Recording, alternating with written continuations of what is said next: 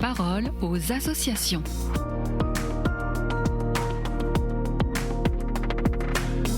Bienvenue dans la parole aux associations. Je suis avec Bénédicte Bretéché, vice-présidente des associations familiales catholiques. Bonjour. Bonjour Alice. À l'occasion de la publication du bilan démographique 2025 qui montre l'effondrement de la natalité en France, les AFC ont analysé le lien entre natalité et politique familiale en Europe. Alors que montre cette étude ?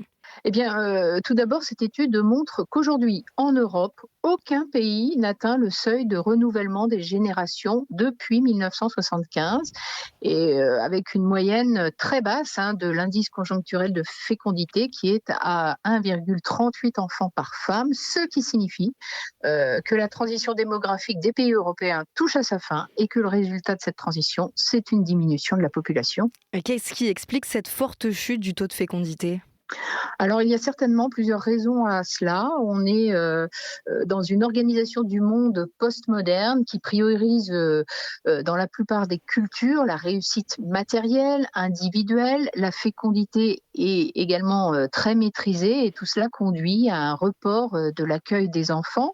Et puis, si on va dans une analyse un peu plus fine, eh bien, on voit aussi que dans cette étude, il y a eu une rupture à partir de 2021 qui coïncide avec le Covid, et puis 2022, la guerre en Ukraine. Et donc, il y a certainement aussi peut-être un retour à la crainte des épidémies, des guerres, et qui a de fait entraîné beaucoup d'incertitudes quant à l'avenir. Ceci qui est conjugué à la dégradation qu'on connaît de la santé mentale des jeunes, et puis un esprit no kids qu'on a vu récemment dans l'actualité, qui s'insinue dans la société face à ce désenchantement du monde. Quels sont les autres faits marquants de l'étude ? Alors, il y a eu en Europe 3 types d'évolutions quant à la démographie. L'ouverture à une économie de marché des pays de l'ancien bloc de l'Est qui a entraîné une amélioration du niveau de vie, et les politiques familiales innovantes qui ont été mises en place dans ces pays ont permis un accroissement naturel de la population. Et puis, il y a eu une autre évolution majeure, cette fois dans les vieux pays de l'Europe de l'Ouest, qui sont partis de plus haut concernant leur démographie. Ils ont résisté, mais ils affichent néanmoins une croissance, plutôt une décroissance depuis de nombreuses années. Et puis, enfin, il y a les pays du sud de l'Europe, eux, qui partaient de plus bas et qui n'ont rien fait pour soutenir la natalité et qui accusent aujourd'hui un effondrement majeur. Alors, quelles sont les propositions des AFC pour répondre à cette chute de la natalité ? Alors, vous savez, il y a le démographe qu'on connaît bien, Gérard François Dumont, qui rappelle toujours qu'il y a une corrélation entre le pourcentage du produit intérieur brut d'un pays consacré à la politique familiale et la natalité. Et donc, le soutien à la natalité passe par une politique familiale volontariste et au plus près des besoins réels des parents. Mais ça ne suffit pas.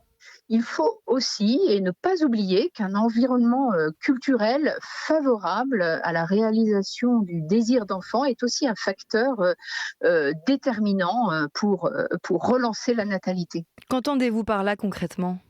Un environnement culturel favorable, c'est une société plus accueillante pour les enfants, pour leurs parents, et il est certainement urgent de remettre au cœur de notre projet sociétal une vision positive de la famille, de son rôle de cellule vitale structurant pour la société, et puis d'en faire une traduction concrète par une politique familiale ambitieuse, cohérente, pérenne et lisible. Merci beaucoup Bénédicte pour votre partage. On retrouve les AFC dans 2 semaines pour une nouvelle chronique sur KTO Radio. À bientôt. À bientôt Alice, merci.